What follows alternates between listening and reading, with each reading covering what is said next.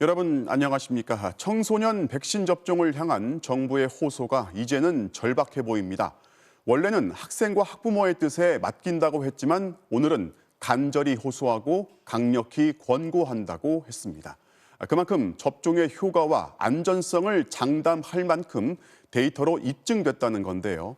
단적으로 확진되는 청소년의 99.8%가 접종 완료자가 아니었고 중대한 이상 반응도 걱정할 필요 없다는 겁니다. 먼저 박윤수 기자입니다. 소아청소년의 백신 접종을 자율적인 선택에 맡기겠다던 정부가 접종을 강력히 권고하고 나섰습니다. 처음에 12, 18세 접종을 시작할 때와 현재는 상황이 많이 변경이 되었습니다. 좀 더 강력하게 적극 권고하는 걸로 정부의 입장이 변경된 것은 사실입니다. 우선 인구 10만 명당 확진자 수가 성인보다 소아청소년에서 더 높을 정도로 감염 위험이 증가하고 있다는 겁니다.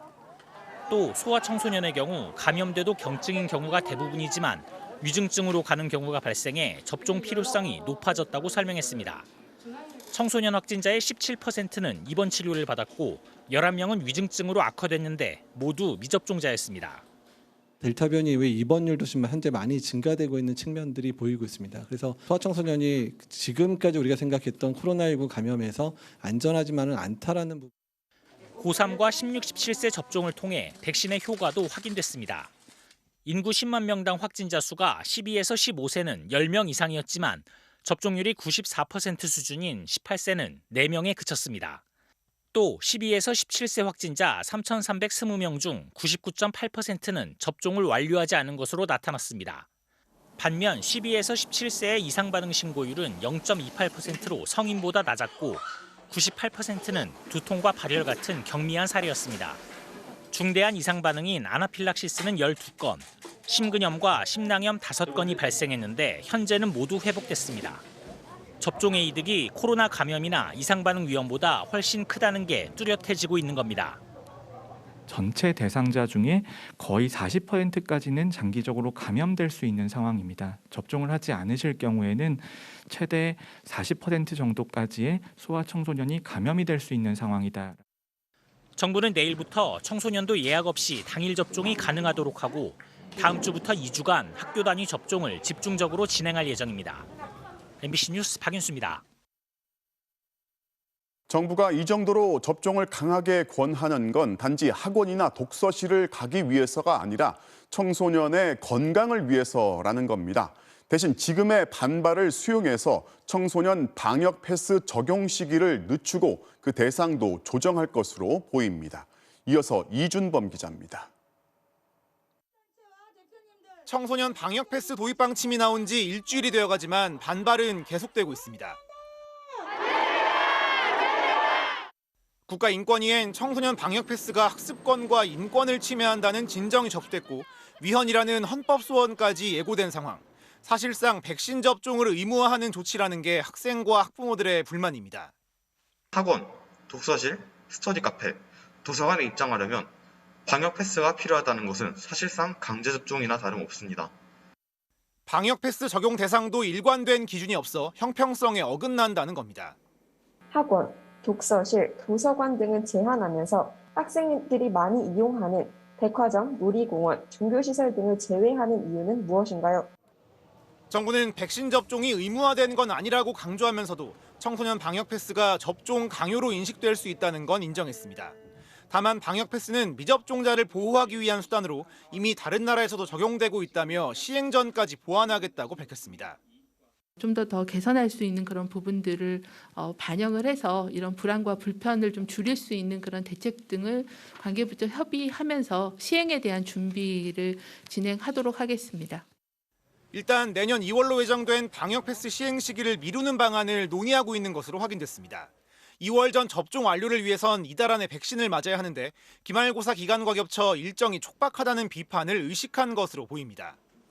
또 여당에서도 청소년 방역 패스에 형평성 문제가 있다고 공개적으로 지적하면서 적용 대상도 조정될 전망입니다. 특히 가장 논란인 학원의 경우 규모나 학생 수 등에 따라 세부적으로 조정이 가능할지 검토할 것으로 보입니다. 정부 여당은 내일 비공개 당정 협의를 시작으로 청소년 방역 패스 보완책 논의에 나서 조만간 이를 발표할 예정입니다. MBC 뉴스 이준범입니다. 오늘도 새로운 확진자가 7,000명 넘게 나왔습니다. 위중증 환자는 계속 증가하고 있고 사망자가 늘면서 치명률도 높아지고 있습니다. 정부가 추가로 긴급 처방을 준비하고 있습니다. 오늘의 코로나19 상황을 김아영 기자가 보도합니다.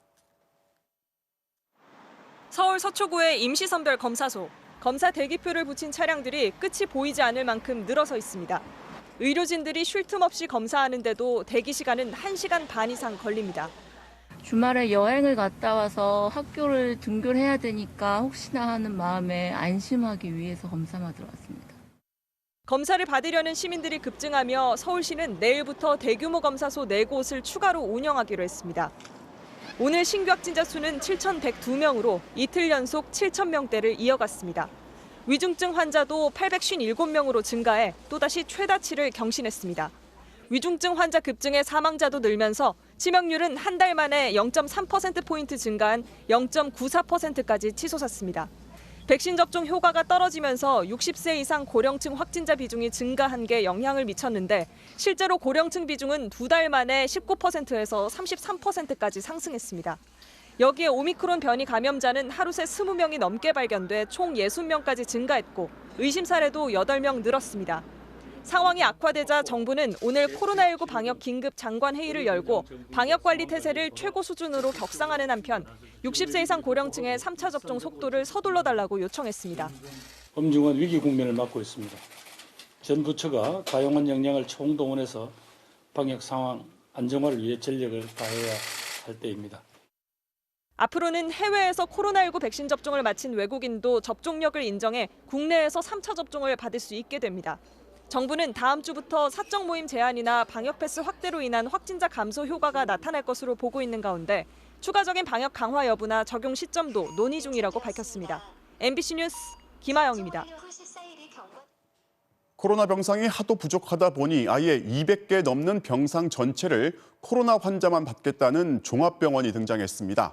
전문가 중에는 체육관이나 강당에라도 임시 중환자실을 만들자는 제안도 나오지만 정부는 더 위험할 수 있다면서 신중합니다. 박진주 기자입니다. 지난 6일 코로나19 거점 전담병원으로 지정된 서울의 한 종합병원. 코로나19 환자가 의료진의 부축을 받으며 음압병동에 들어갑니다. 나흘 동안 벌써 20명이 입원했는데 공사가 끝나는 3주 뒤면 코로나 환자 병상 200여 개가 마련될 예정입니다. 병원 전체를 다 통으로 감염 관리 환자를 보게 되고 투석 환자도 보게 되고 음압이 제일 중요한데 지금 공사 설계도 만들고 있고. 거점 전담병원은 모든 병상을 코로나 환자 치료를 위해 가동해야 해 병원 입장에서도 부담이 크다 보니 어려운 결정이었습니다. 앰뷸런스 안에서 상태가 안 좋아지신 분도 계셨었거든요. 국가 지금 위기 상황에서 국가에 공헌하는 일도 되고. 정부는 이런 거점 전담병원 2곳을 추가로 지정하며 600여 병상을 확보했지만 병상 여력은 위중증 환자 증가세를 따라잡지 못하고 있습니다. 전국 중환자 병상은 78.8%까지 찼고 수도권의 중환자 병상 가동률은 85%로 포화 상태입니다. 병상 배정 대기자는 수도권에서만 1,003명, 이 가운데 454명은 70세 이상 고령층입니다. 이 때문에 공공병원을 코로나 중환자 전담병원으로 전환해야 한다거나 외국처럼 체육관 등의 임시로 중환자 병상을 만들어 병상 부족 사태를 미리 준비해야 한다는 의견이 나오고 있습니다. 국공립 그런 건물들이 있잖아요. 뭐 체육관이든 강당이든 또 여유가 있거나 즉시 가동해 쓸 수 있는 거는 또 빨리 개조해서 쓰자는 얘기예요. 하지만 정부는 부정적인 입장을 분명히 했습니다. 중환자는 기온과 습도 등 모든 환경을 최적으로 맞추고 치료를 해야 하는데 의료 서비스의 질이 떨어질 수밖에 없다는 겁니다. 또 병상이 확보돼도 의료 인력이 부족한 만큼 의료진이 기존의 일반 진료를 포기해야 가능한 일이라고 밝혔습니다. 정부는 병상 문제는 기존 의료 체계 내에서 조정하겠다며 수도권의 군병원 병상 134개를 코로나 전담 병상으로 전환하고 군의관도 40명을 추가 지원할 예정이라고 밝혔습니다. MBC 뉴스 박진주입니다. 정치권은 소상공인 손실보상의 주도권을 잡기 위해서 기싸움이 치열합니다. 국민의힘 김종인 위원장이 윤석열 후보가 말한 50조 원의 2배인 100조 원을 언급하면서 다만 집권 이후의 계획이라고 강조했습니다. 그러자 민주당 이재명 후보는 지금 당장 구체적인 얘기를 시작하자고 압박했습니다. 보도에 조명아 기자입니다. 국민의힘 김종인 총괄선대위원장은 최근에 코로나 진행 상황을 보면 윤석열 후보가 언급한 50조 원으로는 부족할 수 있다며 100조를 언급했습니다. 보다 많은 재원이 필요할 거라고 생각하기 때문에 50조가 넘어서서 100조의 기금이 필요할지도 모른다. 다만 윤석열 후보의 집권 이후에 대비한 계획이라며 철학이 다른 민주당과는 협상할 문제가 아니라고 선을 그었습니다. 원희룡 정책총괄본부장도 50조 원 플러스 알파 지원을 약속했는데 역시 윤석열 정부의 청사진으로 원내 협상 대상은 아니라고 강조했습니다. 그런데 윤석열 후보는 이틀 연속 빠른 추경과 이를 위한 여야 협의를 언급해 선대위와 온도차를 드러냈습니다. 최대한 빨리 추경이 필요하다고 보시는 거죠? 그렇습니다. 네. 초당적인 협의를 거쳐가지고 공약으로 발표한 것 이상의 고려도 해야 한다는. 긴급 기자회견을 자청한 민주당 이재명 후보는 협의를 거부한 국민의힘과 김종인 위원장을 강하게 비판했습니다. 제안해놓고 여당이 받으니까 또 당선되면 하겠다라고 말을 바꾸면 그러면 표 찍어주면 돈 그때 가서 주겠다 이런 취지의 유혹을 하는 것입니까? 100조 원을 지원한다 해도 다른 나라들의 지원 규모에는 턱없이 모자란다며 즉각 협의하자고 거듭 요구했습니다. 윤 후보를 향해서도 손실보상에 대한 정확한 입장을 밝히라고 촉구했습니다. 김종인 위원장 뒤에 숨지 말고 김 위원장의 당선 조건부 손실보상안에 대해서 어떻게 생각하시는지 당당하게 입장을 밝히셔야 합니다. 민주당 의원들도 손실보상 판단 범위에 인원 제한까지 추가하는 법안을 발의해 연말 임시국회에서도 기싸움이 계속될 것으로 보입니다. MBC 뉴스 조명아입니다. 문제가 잘못됐다는 논란이 불거진 올해 수능 생명과학 2 20번 문제의 정답을 아직 확정하지 말라는 법원 결정이 나왔습니다. 정식 재판이 끝날 때까지 이 문제는 시험에 없는 셈 치라는 건데요. 수능 성적 통지를 하루 앞두고 나온 초유의 결정이라서 큰 혼란이 불가피해 보입니다. 정량훈 기자입니다. 지난달 18일 수능을 치른 대입 수험생 가운데 생명과학2를 치른 학생들은 생명과학2 성적을 공란으로 받게 됐습니다. 문제 오류 논란이 제기된 수능 과학탐구 영역 생명과학2 20번 문항의 정답 결정을 법원이 보류했기 때문입니다.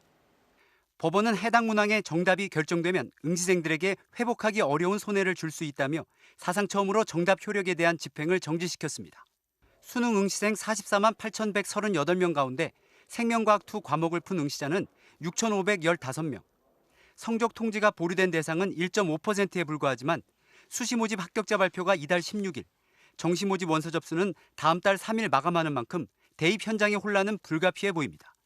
채점 결과를 빨리 공지를 하지 않으면은 수시 합격자 발표에도 차질이 불가피하고 정시 원서 접수에도 영향을 미칠 수 있기 때문에 특히 생명과학2의 경우 의대나 약대 등을 지원하는 수험생들이 많이 선택하는 과목이라 이과 상위권을 중심으로 혼란이 발생할 것으로 전망됩니다.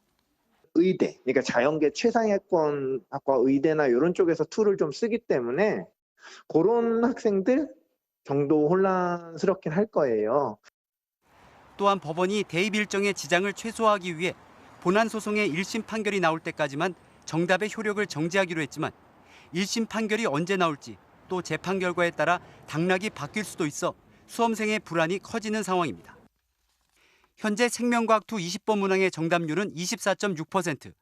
만약 나머지 75%의 응시생도 모두 정답으로 처리할 경우 해당 과목의 표준 점수가 최대 2점까지 상승해 등급에 영향을 줄 수 있기 때문입니다. 이 점은 대학의 이름이 바뀔 수도 있고 또는 대학에 제가 가고 싶은 학과를 가지 못할 수도 있는. 교육부는 정답 여부에 대한 1심 판결이 빨리 진행되도록 요청하고 후속 대입 일정에 대해 대학 등과 내일 재논의할 방침입니다. MBC 뉴스 정영훈입니다. 이재명, 윤석열 두 대선 후보가 오늘 김대중 노벨 평화상 21주년 기념식에 나란히 참석했습니다. 이 후보가 종전 선언에 반대한 윤 후보에게 재검토를 해보라고 직접 요구를 했지만 윤 후보는 즉답을 피한 채 김대중 통합 정신을 강조했습니다. 김정인 기자가 전해드리겠습니다. 고 김대중 전 대통령의 노벨 평화상 수상 21주년 기념식에 나란히 참석한 이재명, 윤석열 후보. 어색한 분위기를 깨고 이 후보가 먼저 말을 건넸습니다.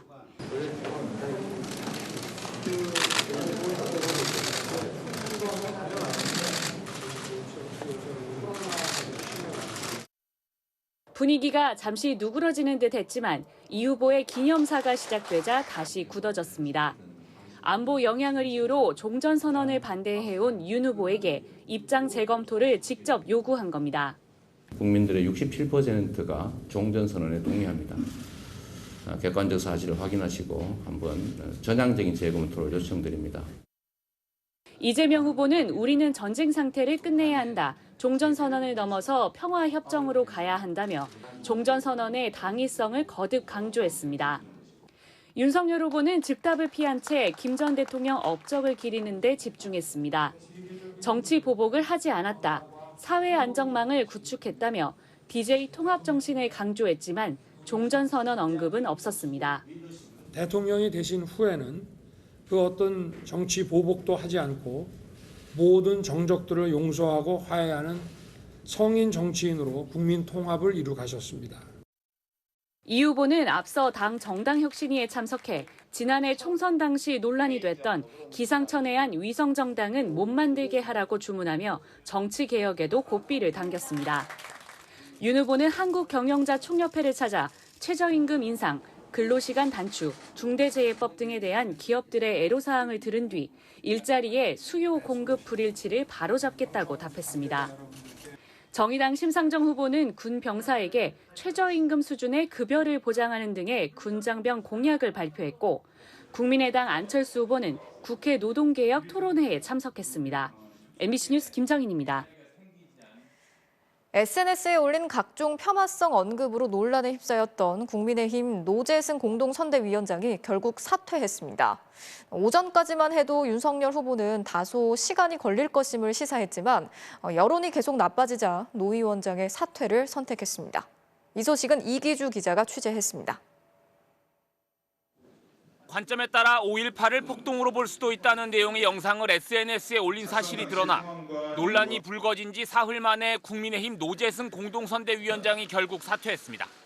작성 당시 상황과 이유와 관계없이 과거에 제가 작성했던 거친 문장으로 인해 상처 입으셨을 모든 분들께 진심으로 사과드립니다.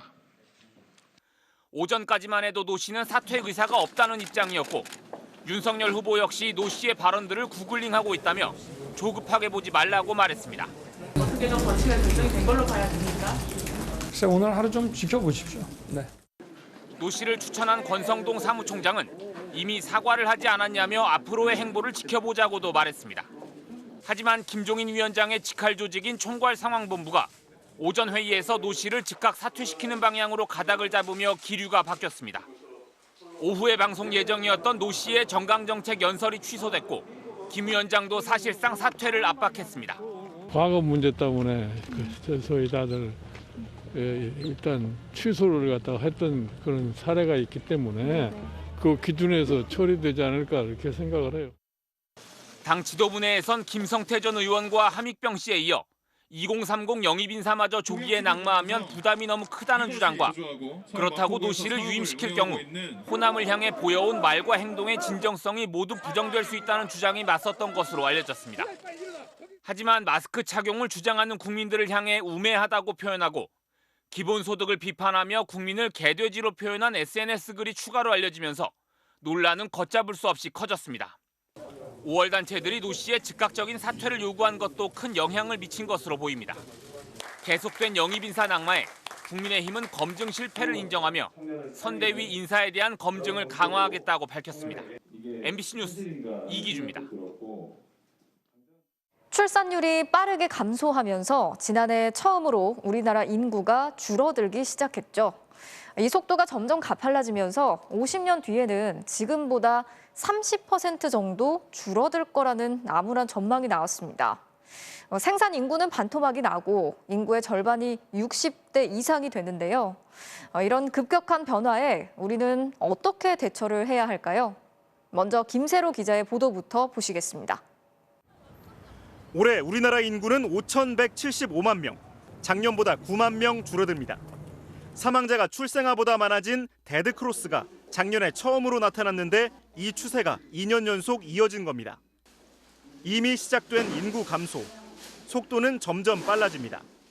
통계청이 미래 인구를 추정해봤더니 2040년까지 5천만 명대를 유지하다 그 뒤부터 급격히 줄어듭니다. 50년 뒤인 2070년에는 3,700만 명, 30%가 감소하는 겁니다. 2021년부터 2035년까지는 마이너스 0.1% 수준, 이후 감소 속도가 빨라져서 2070년에는 마이너스 1.24% 수준의 마이너스 인구 성장이. 그나마 이건 괜찮은 시나리오입니다. 최악의 시나리오를 가정할 때는 50년 뒤 인구가 3,100만 명까지 떨어졌습니다. 인구만 놓고 보면 다시 1960년대로 돌아가는 겁니다. 가장 큰 문제는 한국이 늙는다는 겁니다. 경제를 지탱하는 15세에서 64세까지를 생산 연령 인구라고 하는데 올해 3,700만 명에서 2040년 2,800만 명, 2070년에는 1,700만 명으로 반토막 납니다.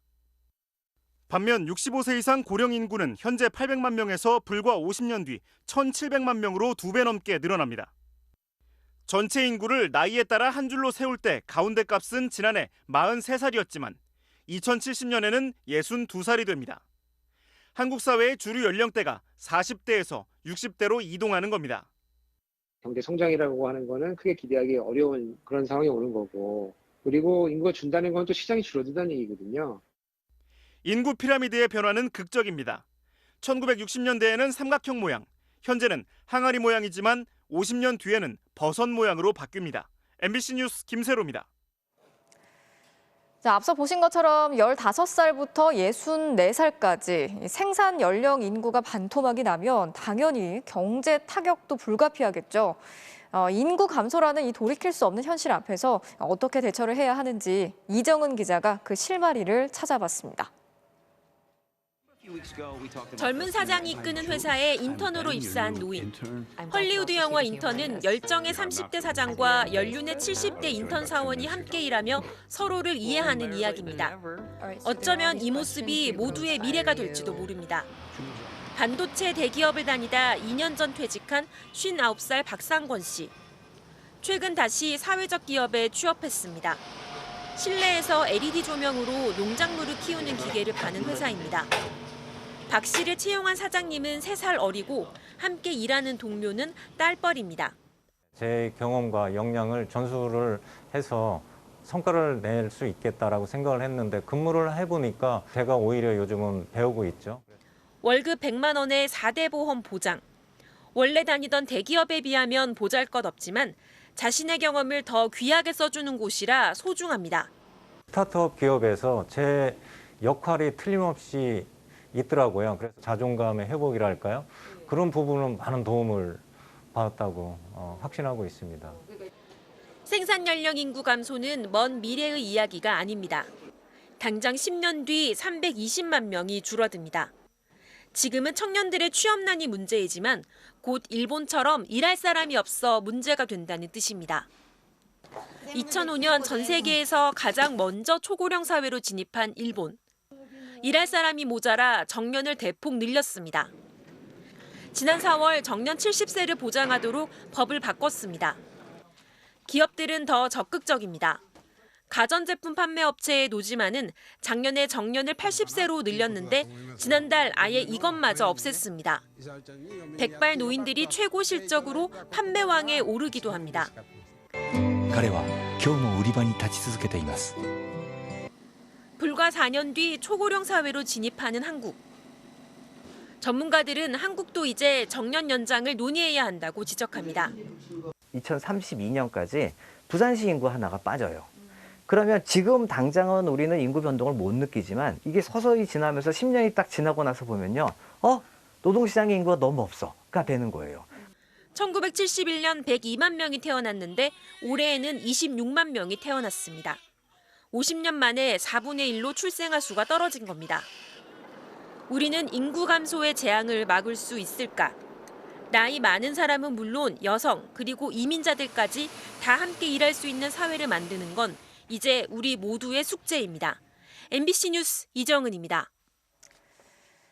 유명 리조트 회장의 아들이 다수의 여성들을 불법 촬영하고 이 영상을 보관해 오다가 긴급 체포됐다는 소식을 어제 전해드렸는데요. 저희 MBC가 경찰에 제출한 자료들 중에는 아파트 거실이나 침실에 카메라를 숨겨놓고 촬영한 영상 말고도 휴대전화로 촬영한 동영상도 100개가 넘게 더 있었습니다. 신재훈 기자가 단독 취재했습니다.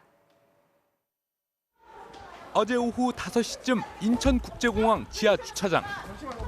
경찰이 2억 5천만 원짜리 슈퍼카를 타고 와 회사 직원과 만나고 있던 골프리조트 회장의 아들 권모 씨를 체포합니다. 잘못 인정한다면 왜 도주하셨습니까? 자격있다는 게 도주하는 겁니까? 한 말씀 해주시죠. 저녁 7시 40분 출발하는 미국 LA행 비행기에 탑승하기 2시간 반 전에 붙잡힌 겁니다. 차 안에는 명품 가방과 각종 서류 뭉치, 컴퓨터 3대가 들어있었습니다. 권 씨는 옷장에 카메라를 숨겨 찍은 성관계 동영상 62개에 대해 불법이었다는 걸 일부 인정했습니다. 이 여성분들은 본인이 찍히는지 알고 있습니까? 모르겠죠. 그런데 MBC가 확보해 경찰에 제출한 저장 장치에는 62개 동영상 외에도 권 씨가 휴대전화로 촬영한 동영상과 사진이 저장돼 있었습니다. 지난 2013년부터 최근까지 연도와 월별 폴더로 정리돼 있는데 숙박업소 등 여러 장소에서 성관계 장면을 포함한 동영상 100여 개와 사진 120여 장이 섞여 있습니다. 제보자는 권 씨가 노골적으로 주변에 미성년자를 소개해달라고 요구했다고도 주장했습니다. 실제로 권 씨의 휴대전화 일정표에는 지난 4월 03년생, 즉 만 18세 여성을 만났다고 적혀 있습니다. 이렇게 올해 1월부터 최근까지 03년생 6명, 04년생도 1명 만난 것으로 돼 있습니다. 하지만 권 씨는 일부러 미성년자를 찾지는 않았다고 주장했습니다. 아니요, 저는 20살만 해라 그러지 걔네들을 뭐 집중적으로 만나고 이런 게 아니잖아요. 전 나중에 들은 거지 그걸 알고는 안 했죠. 들어지니까 그렇게 메모를 낸 거지. 경찰은 제보자와 권 씨를 조사하는 한편 MBC가 제출한 자료와 공항에서 압수한 PC들에 대해 디지털 증거 분석을 진행 중입니다. MBC 뉴스 신재용입니다. 이 골프 리조트 회장의 아들 권 씨는 동영상 촬영 장소로 이용한 아파트에서 마약성 약물을 흡입한 사실도 인정했습니다. 제보자는 권 씨가 일부 여성들에게 이 약물을 권유한 뒤에 불법 촬영을 했다고 주장했는데요. 하지만 권 씨는 자신이 권유한 적은 없다고 부인했습니다. 이문영 기자가 전해드리겠습니다. 골프리조트 회장 아들 권모 씨 방에서 제보자가 확인했다는 전자담배기기 사진입니다. 제보자는 권 씨가 성관계 동영상을 촬영하던 서울 강남 아파트에서 이 전자담배기기로 액상 형태의 케타민을 피웠다고 주장했습니다. 스페셜 K라고도 불리는 케타민은 강한 중독성 때문에 병원에서만 쓰도록 사용이 엄격히 제한된 향정신성 의약품입니다. 투약하면 정신을 잃어 데이트 성폭행 범죄에 쓰이는 대표적인 약물 중 하나로 꼽힙니다. 권 씨는 취재진에게 케타민을 흡입한 사실을 인정했습니다.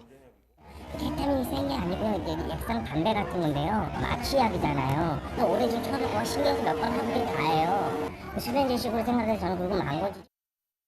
케타민을 구입한 방법도 순순히 털어놨습니다.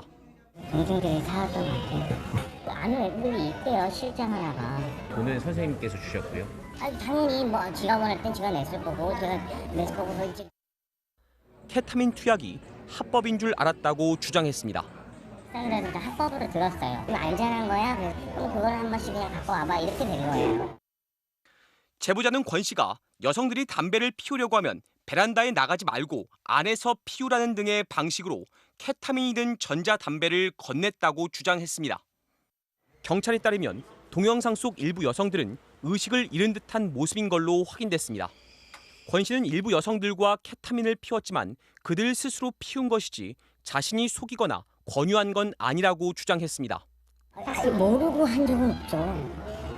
다 알고 지들 동네 지금 뭐 이런 거죠. 그런 거 진짜 안 한다니까 그렇게. 제가 무슨 뭘 타고 전혀 없어요. 경찰은 불법 촬영 혐의 외에 향정신성 의약품 투약 여부에 대해서도 수사를 확대하면서 권 씨에 대한 구속영장 신청 여부를 검토하고 있습니다. MBC 뉴스 이문현입니다. 청년 김용균 씨가 석탄 운반용 컨베이어 벨트에 끼어 숨진 지 내일로 꼭 3년입니다. 그의 죽음이 결국 사람 탓이라는 증거가 또 나왔습니다. 김 씨의 사고를 예견하듯 공장의 안전 실태에 문제가 있다고 지적한 보고서가 사고 넉 달 전에 나왔습니다. 현장 노동자들이 직접 만든 보고서였지만 그냥 묵살됐습니다. 차주혁 기자의 단독 보도입니다. 굉음을 내며 돌아가는 컨베이어 벨트. 사방에 석탄가루가 휘날립니다. 카메라를 닦으려다 실수로 자기 얼굴을 찍은 이 청년. 24살 비정규직 김용균 씨입니다. 2달 뒤 김 씨는 사고를 당했습니다. 어두컴컴한 발전소 안에서 김 씨는 혼자 일했습니다. 안전덮개가 없는 설비에 몸을 집어넣어야 했고 컨베이어 벨트를 휴대전화 조명으로 비추면서 일했습니다. 김 씨가 사망하기 넉 달 전 회사 동료들이 작성한 보고서입니다. 태양과 비슷한 영흥화력발전소에서 하청업체 노동자들이 직접 안전 실태를 점검했습니다. 조명등과 안전덮개가 없다. 상체를 넣은 채로 작업해야 한다. 회전체 접촉으로 사고 위험이 높다. 특히 컨베이어 벨트를 점검할 때 말림과 협착으로 중대재해 위험성이 높다고 2번이나 강조했습니다. 김용균 씨의 사고를 이미 넉 달 전에 경고한 겁니다. 하지만 이 보고서는 그대로 묵살됐습니다. 하청업체는 원청업체가 두려워서 전달도 하지 않았다고 합니다. 하도 이제 개선이 안 되다 보니 야 우리가 한번 직접 찾아서 한번 줘보자. 심지어 원청에 공문을 한 장 보내라. 나중에 어떻게 하려고 그러냐. 그것도 원청의 보복이 두려워서 못하겠다고 한 게 바로 하청회사였습니다. 고용노동부는 김용균 씨 사고가 터지고 나서야 뒤늦게 석탄화력발전소 13곳을 전수조사했습니다. 김 씨가 일했던 태안화력발전소 한 곳에서만 1,029건이 적발됐습니다. 하지만 474건이 적발된 영흥발전소를 제외하면 나머지 11곳은 한 곳당 평균 56건에 불과합니다. 고용노동부는 사고가 터진 태안발전소엔 대규모 인력을 투입해 한 달 동안 특별 점검을 했지만 나머지는 소규모 인력이 2주 동안 점검했다고 밝혔습니다. 기간도 짧고 인원도 적다 보니 현장보다는 서류 중심으로 조사한 겁니다. 고용 보질 못했대. 그날 자기가 있었는데 서류만 보고 갔대요. 이게 다였어요. 현장 안 왔다. 김용균 씨가 숨진 뒤에도 3명의 노동자들이 화력발전소에서 일하다 사고로 숨졌습니다. MBC 뉴스 차주혁입니다. 국방과학연구소가 무기개발 연구를 맡긴 대학의 연구소를 감사한 결과 보고서를 MBC가 입수했습니다. 교수가 본인의 인건비는 늘리면서 학생 인건비는 제대로 지급하지 않거나 장비 구입비를 엉뚱하게 사용하는 이 부적절한 행태가 여러 건 적발됐습니다. 먼저 감사로 드러난 실태를 남효정 기자가 고발합니다. 광주과학기술원 GST의 김기선 총장. 2019년 18억 원 규모의 위탁연구 사업을 맡았습니다. 감사 보고서에 따르면 김 총장이 받아간 인건비는 4,100만 원. 하지만 대학원생 4명에겐 반년 넘게 인건비를 주지 않다가 작년 3월부터 매달 2만 원에서 5만 원까지 모두 10만 원, 12만 원, 32만 원을 지급했습니다. 연구 계획서엔 학생들 인건비로 9,600만 원을 책정해놓고 실제로는 약 0.6%인 66만 원만 준 겁니다. 학교 시스템으로 그게 보완이 돼 있어요. 조금 준 이유가 일종의 인력 양성 교육을 받는 거거든요. 그 학생들한테 왜 거기서 돈 적게 받았느냐 그러면 그 연구에 참여한 것 자체가 저한테는 교육의 기회였습니다. 그렇게 얘기할 것 같은데. 공동연구자인 다른 교수와 또 다른 대학원생 3명의 인건비 2,900만 원은 아예 지급되지 않았습니다. 김 총장은 지난 3월 2개의 센터장을 겸하면서 급여 4억 원 외에 2억 3천여만 원의 연구수당 등을 부적절하게 챙긴 의혹이 제기되기도 했습니다. 18억 3천만 원의 예산을 받은 한국과학기술원 카이스트의 A 교수는 자신의 인건비로 7,900만 원을 신청해놓고 정작 2배 가까운 1억 4천여만 원을 받았습니다. 배경은 이제 과정이 2배니까 그렇게 된 거고 그 예산 변경을 하는 걸로 관리자들하고도 얘기를 했고 그렇거든요. 또 장비를 산다며 3,900만 원의 예산을 받았지만 구매하지 않았습니다. 국방과학연구소는 이 비용도 인건비로 부적절하게 처리됐다고 보고 있습니다. 이미 학과에서 보유하고 있는 장비를 그때 구입한 게 있어서 그걸 쓰기로 했고. 세종대에선 소속 연구원이 대표로 있는 회사의 장비를 4,200만 원어치 구입한 게 적발되기도 했습니다. 국방과학연구소가 2020년 한 해에만 발주한 사업 예산이 280억 원. 감사 결과 28곳 중 18곳에서 예산이 부적절하게 쓰였습니다. 연구소는 36건에 대해선 주의 조치와 경고 등을 내렸고 교수 3명에 대해서는 업무상 횡령과 방위사업법 위반 등의 혐의로 수사를 의뢰해 경찰이 수사를 진행하고 있습니다. MBC 뉴스 남효정입니다. 무기 개발에 매년 세금 수백억 원이 투입되고 민간에 연구를 맡긴 게 27년 됐지만 감사는 단 한 번도 없었습니다. 방치한 수준을 넘어서 도무지 이해가 되질 않는데요. 어쩌다 이렇게 됐는지 정동훈 기자가 취재했습니다. 지난해 한 대학 연구실이 받은 사업비는 23억 5천만 원. 인건비 중 6천여만 원이 엉뚱하게도 전혀 다른 연구를 하고 있는 대학원생들에게 지급됐습니다. 연구기관이 여러 군데서 따낸 사업비를 한데 모은 뒤 임의로 배분하는 이른바 인건비 나눠먹기를 한 겁니다. 이런 비위는 28개 감사 대상 기관 대부분에서 적발됐습니다. 내가 다른 계정에서 받은 인건비를 이걸로 계정 대체를 하고 거기 돈을 남겨놓다 그거를 학생들한테 지급을 한 거죠. 받은 연구비를 일단 대학 예산에 포함시킨 뒤 교직원들 전체 인건비로 지급하는 이른바 기관 흡수는 공공연한 편법이었습니다. 하지만 엄연히 규정 위반입니다. 국방과학연구소는 감사에서 매우 비정상적인 예산 전용으로 회계 서류 조작, 연구비 횡령도 의심된다고 지적했습니다. 연구소가 지난 94년부터 민간 연구 영역에 쓴 예산은 한 해 300억 원 규모, 사후 관리 감독은 전혀 없었습니다. 연구소 측은 언제부터인지 알 수 없지만 집행 내역에 대해 관례적으로 확인하지 않았다고 해명했습니다. 관례적이라는 이름으로 누락하게 되는데요. 국민의 혈세가 부당한 방법으로 누수될 그런 가능성이 충분하다 보입니다. 관리 감독의 책임 소재가 분명치 않은 것도 문제입니다. 예산은 국방과학연구소가 주고 과제 평가는 국방기술품질원이 하다 보니 사실상 관리 사각지대에 방치돼 있었던 겁니다. 사회적으로 저명한 교수들이 연구비를 불투명하게 집행해서 비난받을 소지가 매우 큽니다.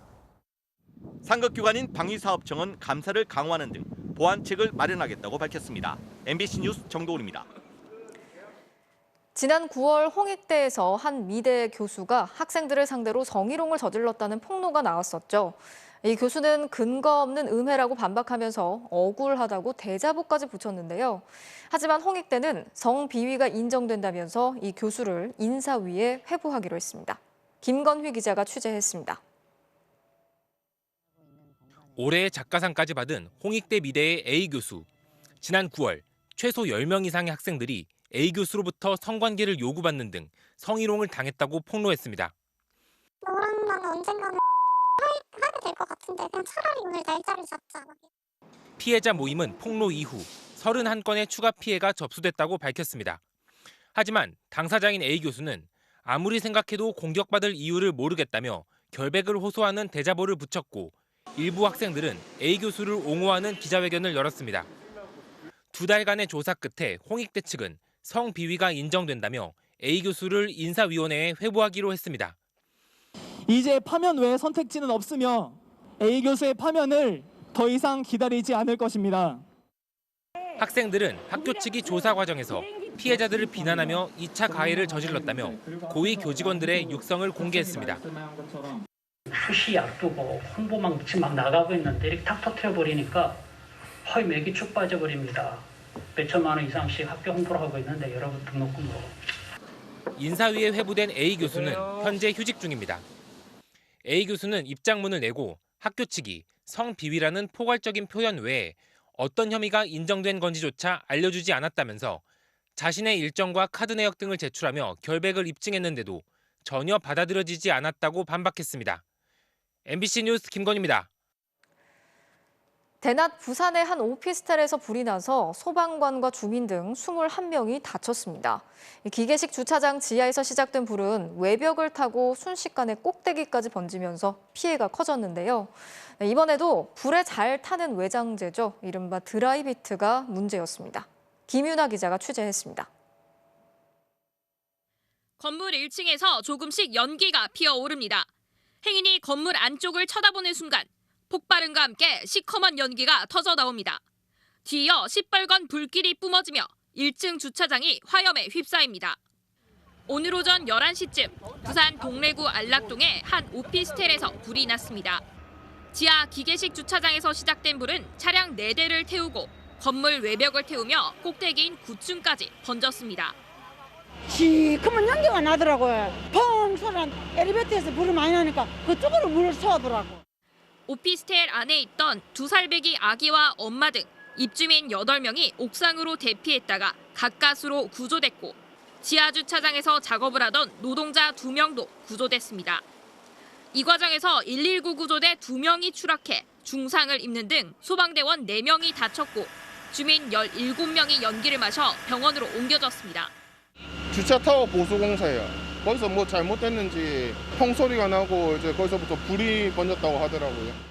소방당국의 조사 결과 기계식 주차장 지하에서는 작업자 2명이 용접 작업을 하고 있었고 불꽃이 튀면서 화재가 시작된 것으로 추정됩니다. 지난 2015년 5명의 사망자와 120여 명의 부상자를 낸 의정부 아파트 화재 이후 6층 이상 건축물 외부에는 불에 타지 않는 불연제를 사용하도록 법이 개정됐습니다.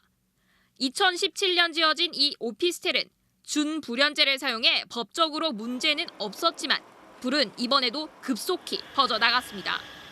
건물 외벽이 드라이비트 구조로 돼가지고 밑에서 화염이 위로 내부로 해서 급속하게 진행된 상태입니다. 소방용수를 뿌려도 건물 내 안쪽으로 이렇게 파고 들어가지는 않습니다. 경찰과 소방당국은 국과수와 합동 감식을 벌여 정확한 화재 원인을 조사할 예정입니다. MBC 뉴스 김윤아입니다. 한 특수학교에서 교사가 장애 학생에게 자신을 때리라고 지시하고 자신이 폭행당하는 장면을 영상으로 촬영하기까지 했습니다. 이 교사는 학부모와의 상담을 위해서 상황을 재현한 거라고 말했지만 전후 사정을 알게 된 부모는 정서학대라면서 반발하고 있습니다. 허현호 기자가 취재했습니다. 지난달 전북의 한 특수학교 교실. 교사가 소리를 지르자 한 학생이 교사의 얼굴을 연신 손바닥으로 때립니다. 교사는 양팔을 내린 채 그대로 뺨을 맞으며 계속 학생을 다그칩니다. 더 이상 때릴 수 없다는 듯 얼굴을 찡그리며 괴로워하던 학생이 끝내 교사의 목을 팔로 안아버리는데도 교사는 오히려 학생을 밀치며 더 때리라고 목소리를 높입니다. 때리는 학생은 자폐성 장애 2급인 A군. 교사는 옆에 있던 다른 장애 학생에게 이 모습을 촬영하도록 시켰습니다. 3분 분량의 영상을 본 학생의 어머니는 충격을 받았습니다. 더 하라고 하고 선생님이 그만하고 싶어 하고 안기잖아요. 근데 미끌면서 다시 하라고 하잖아요. 너무 속이 상하고 이게 잔인할 정도로. 교사는 A군이 다른 학생을 폭행하고 이를 말리던 자신까지 때렸는데 학부모에게 이 같은 사실을 알리고 상담하기 위해 상황을 재현해 촬영했다고 말했습니다. 하지만 학생의 어머니는 교사가 자신에게 보여준 영상은 교사의 고함 소리가 지워진 앞부분 몇 초에 불과하다며 교사가 상황을 자신에게 유리하게 조작하기 위해 벌인 일이라고 의심하고 있습니다. 후용을 불러다 놓고 아이가 오늘 이런 행동을 했으니 어떻게 했으면 좋겠습니까? 이제 이거는 학대지. 피해 장애 학생한테 폭력을 강요하죠. 전형적인 장애인 정서적 학대에 해당한다고 봅니다. 사건이 벌어진 다음 날부터 등교를 중단한 학생과 어머니는 우울증 치료를 받고 있고 전북경찰청에 교사를 정식으로 고발했다고 밝혔습니다. MBC 뉴스 허연호입니다. 알고 지내던 여성을 살해하고 공범까지 살해한 혐의로 구속된 연쇄 살인범의 신상이 공개됐는데요. 52살 권재찬입니다. 권재찬은 강도 살인으로 15년형을 마치고 나와서 또다시 연쇄 살인을 저질렀습니다. 손하늘 기자가 취재했습니다. 중년 여성을 살해해 시신을 버리고 공범까지 살해해 유기한 52살 권재찬. 인천경찰청 신상공개심의위원회는 살인의 잔인함, 중대한 피해, 충분한 증거, 공공의 이익을 고려했다며 만장일치로 권재찬의 신상공개를 결정했습니다.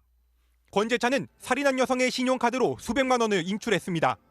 금전적인 문제 때문에 살해하신 겁니까? 아니요. 피해자들과 어떤 관계였습니까? 지냈어요. 권재찬은 과거에도 최소 7차례에 걸쳐 돈을 목적으로 범죄를 되풀이해왔습니다. 29년 전인 20대 초반 강도 범행으로 6년형을 살고 나온 직후 다시 강도와 성폭행까지 저질러 5년형을 더 살았습니다. 두 번째 출소 이후 2차례 빈집 털이를 한 뒤 급기야 지난 2003년 1월 인천 전당포에서 대낮에 69살 주인을 둔기로 살해했습니다. 챙긴 돈은 단돈 32만 원이었습니다. 범죄가 다종 방향으로 진화를 했고 더불어서 반복적인 횟수가 있으니까 상습법인데 그 행위를 중단하지 못하는 걸 보면 이 사람은 사이코패스 성에 가깝다. 당시 1심은 권재찬에게 무기징역을 선고했지만 2심은 공범이 있을 수도 있다며 15년형으로 형을 깎아줬습니다. 감옥을 들락거리며 52년 인생 중 절반인 26년을 갇혀 지냈는데도 권재찬은 보호관찰 대상이 아니었습니다. 올 5월과 8월에도 잇따라 공사장에 침입해 전선과 용접기를 훔친 범행도 추가 확인됐습니다. 안일한 양형 판단 때문에 이 사람이 사회에 복귀할 수가 있었고 재범의 위험성이 있을까 정도는 필수적으로 평가를 하고 사회적인 안전 조치를 만드는 게 필요하죠. 권재찬에게 프로파일러를 투입하기로 한 경찰은 추가로 사이코패스 검사도 실시할지 검토하고 있습니다. MBC 뉴스 손하늘입니다. 숨어있듯 보이지 않는 가게, 이른바 다크 스토어가 동네 골목들마다 침투하고 있습니다. 간판도 없고 손님도 없는 온라인으로만 주문을 받아서 배송을 해주는데요. 새벽 배송, 당일 배송도 이제 옛말이 됐고 15분 안에 배송이 가능해졌습니다. 동네 슈퍼의 설 자리가 그만큼 줄고 있는 건데요. 윤상문 기자가 취재했습니다. 서울 영등포구의 한 건물. 바로 앞 공터에 배달기사 전용 주차장이 있습니다. 속속 도착하는 배달기사들. 건물 안으로 들어가더니 물건을 받아 나옵니다. 세네 번 오는 것 같아요. 가정집이 많아서. 간판은 따로 없지만 이곳은 엄연히 슈퍼마켓. 배달의 민족이 운영하는 비마트입니다. 내부에는 과자와 음료수는 물론 고기, 과일, 채소 같은 신선식품까지 마트에 있는 웬만한 물건들은 다 있습니다. 주문은 배달의 민족 앱에서 합니다. 주문하면 배송까지 30분 정도 걸립니다. 창고만 있다고 봐야 되죠. 그러니까 사람들이 들어가서 사는 게 아니니까 코스가 잘 맞고 가까우면 뭐 10분 만에 새 집도 하고요. 비마트는 전국의 대도시 동네마다 40곳 넘게 진출했습니다. 이런 가게를 다크스토어라고 부릅니다. 배달만 전문으로 하니 임대료가 비싼 목 좋은 곳이 필요 없고 간판도 없습니다. 보기 좋게 진열할 필요도 없습니다. 그냥 창구면 됩니다. 다크스토어는 유럽에서 빠르게 확산됐습니다. 독일의 고릴라스라는 업체는 10분 배송을 내걸고 단 1년 반 만에 유럽 55개 도시에 진출했고 영국의 디자라는 업체는 배달 시간 10분을 넘기면 아예 3개월 무료 배송을 해줍니다. 한국에서도 비마트, 쿠팡이츠마트, 롯데마트, 이마트가 다크스토어를 시작했고 GS25, 홈플러스도 기존 오프라인 매장을 활용해 초고속 배달 경쟁에 뛰어들었습니다. 안 그래도 기울어가던 동네 마트는 이들의 초고속 배송 공세에 속수무책입니다. 비마트 바로 근처의 동네 슈퍼 사장은 비마트가 들어선지도 몰랐다고 합니다. 간판도 없는 다크스토어에 조용히 당하는 셈입니다. 15분 안에 배달이 됩니다. 그게 오늘 처음 들었는데요. 뒷날 배달됩니다. 새벽 배송이 됩니다. 그거까지는 주로 이제 들었는데 15분, 20분 안에 배달이 된다면은 아마 동네 이런 가게들이 다 없어지겠죠. 실제로 한 대학 연구팀의 조사 결과 비마트가 5군데나 진출한 서울 강남구에서는 저녁 시간 손님 수가 편의점은 2%, 슈퍼마켓은 3% 줄어들었습니다. 지금은 코로나19로 인해 모두 힘든 상황이잖아요. 여기서는 이제 1, 2%나 뭐 3%가 이제 직격탄을 맞을 수도 있는 상황인 거예요. 한때 동네 마트를 위협하던 편의점마저 이제 새로운 유통 강자 다크스토어에 눌려 기울어가고 있습니다. MBC 뉴스 윤상문입니다. 미국 바이든 대통령이 주재하고 문재인 대통령도 참석하는 민주주의 정상회의가 잠시 뒤에 열릴 예정인데요. 올림픽 보이콧 문제가 거론될 수도 있다, 이런 전망도 나오고 있는데 청와대 취재기자 연결해서 자세히 알아보겠습니다. 엄지인 기자. 네, 청와대입니다. 자, 이번 회의 민주주의 연대라고는 하지만 중국에 대한 압박용이다, 이런 비판도 나오거든요. 어떤 내용이 다뤄지나요? 네, 회의는 밤 10시에 시작하는데 공식 의제는 권위주의 차단, 부패 척결, 그리고 인권 존중입니다. 그런데 참가국들을 보면 중국이 반발하는 대만, 러시아가 불편해할 우크라이나가 있고 홍콩의 민주화 운동과도 직접 연설에 나설 것으로 전해졌습니다. 미국의 이익이라는 관점에서 중국이나 러시아를 견제하고 압박하겠다는 모양새로 보입니다. 바이든 대통령은 잠시 뒤에 문 대통령을 포함해서 주요 12개 나라 정상들만 따로 모아 비공개 회의를 직접 주재할 예정입니다. 여기서 중국의 인권 문제를 거론하거나 베이징 겨울올림픽 보이콧 동참을 요청할 수 있다는 전망도 나오고 있습니다. 문 대통령은 다만 중국이나 베이징 올림픽을 직접 언급하기보다는 민주주의 회복에 대한 원론적인 입장을 강조할 것으로 전해졌습니다. 영국이랑 캐나다도 올림픽에 정부 대표단을 보내지 않겠다고 동참을 선언했는데 우리 정부의 기류는 어떻습니까? 네, 올림픽 외교적 보이콧은 현재 검토하지 않는다. 다만 정부 대표단의 참석 여부도 미정이다. 이런 공식 입장을 여전히 유지하고 있습니다. 외교부의 설명을 먼저 들어보겠습니다.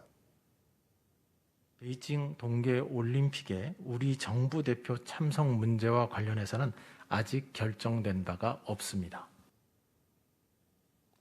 네, 보이콧을 현재 검토하지 않는다. 이건 중국을 의식한 발언으로 볼 수 있고 정부 대표단 계획이 아직 미정이다. 이건 다분히 미국을 의식한 설명으로 해석됩니다. 물론 청와대 내부적으로는 중국과의 관계나 다음 달로 준비되고 있는 한중 정상회담 등을 고려하면 보이콧은 현실적으로 어렵다는 판단을 하고 있는 것으로 알려졌지만 올림픽이 아직 2달 정도 남은 만큼 어느 한편에 바로 서기보다는 당분간 전략적으로 모호한 태도를 취하는 것으로 풀이됩니다. 청와대에서 MBC 뉴스 엄지인입니다.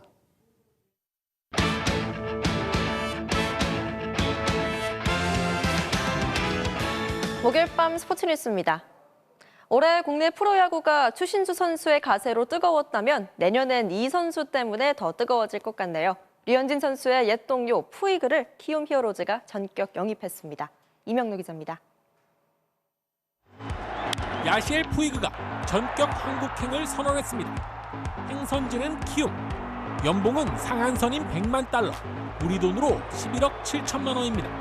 지난해에도 영입을 추진했던 키움은 이번엔 직접 단장이 푸이그를 만나러 도미니카 공화국까지 찾아가는 정성을 보였습니다. 접촉 없이 갔습니다. 그냥 무작정 저희가 들이댔죠. 뭐 우승하려면 너의 힘이 필요하다. 그랬더니 나도 우승을 한번 해보고 싶다. 그런 이야기가 좀 잘 맞아떨어진 것 같습니다. 푸이그도 곧바로 SNS에 이를 공식화했습니다. 키움 히어로즈, 우리가 간다라는 제목으로 자신의 에이전트와 기뻐하는 영상과 함께 내일 한국행의 이유를 밝힐 거라며 이 순간을 즐기고 축하하고 싶다고 밝혔습니다. 쿠바 출신인 푸이그는 2013년 다저스에서 빅리그에 데뷔한 류현진의 입단 동기이자 절친입니다. 첫해 신인왕 투표 2위에 오르는 등 야생마 같은 폭발력으로 화제의 중심에 섰고 인상적인 장타력은 물론 강한 어깨로 명장면들을 쏟아냈습니다. 키움으로선 이정우, 이용규와 함께 막강한 외야 라인을 구축할 수 있게 됐습니다. 하지만 우려도 있습니다. 악동이란 별명처럼 불같은 성격 때문에 그라운드의 말썽꾼으로 유명했고 최근엔 성폭행으로 피소됐다 합의하는 등 사건 사고도 끊이지 않았지만 키움은 푸이그가 달라졌다고 확신했습니다. 팀원들이 직접 우리를 배웅하러 나왔더라고요. 동료들하고 이야기하는 과정에서 팀원들하고도 잘 지내고 있구나. 일단 그렇게 느낌을 받았고요. 올해 추신수에 이어 스타성만큼은 충분한 푸이그까지 가세하면서 침체된 야구계가 활력을 되찾을지 주목됩니다. MBC 뉴스 이명로입니다.